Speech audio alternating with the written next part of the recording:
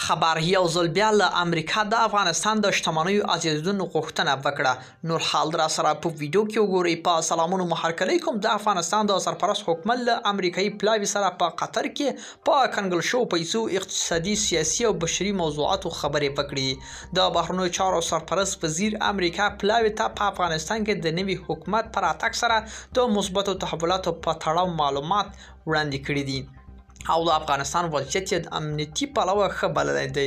متقي یو ځل بیا ټینګار کړی چې افغانستان کنګل شوې شتمني دې ازاده کړي او پر افغانستان د لګېدلي بندیزونه دې لرې کړل شي. د بهرنیو چارو وزیر ویلي چې افغانستان له نوي حکومت سره د فشار پر ځای د همکار او مثبت تعامل لاره غوره کړي تر څو وکولی شي پرمختګونه ولري.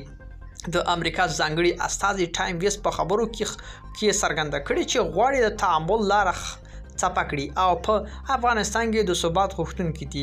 ویست په افغانستان کې د بشري مرستو رسنۍ او شفاهي توزیع ستاینه وکړه او په مثبت پرمختګ کې وباله. امریکا استازي همدارنګه ویل چې افغانستان کې د وسلوالو او مخالفینو ملاتړ نه کوي.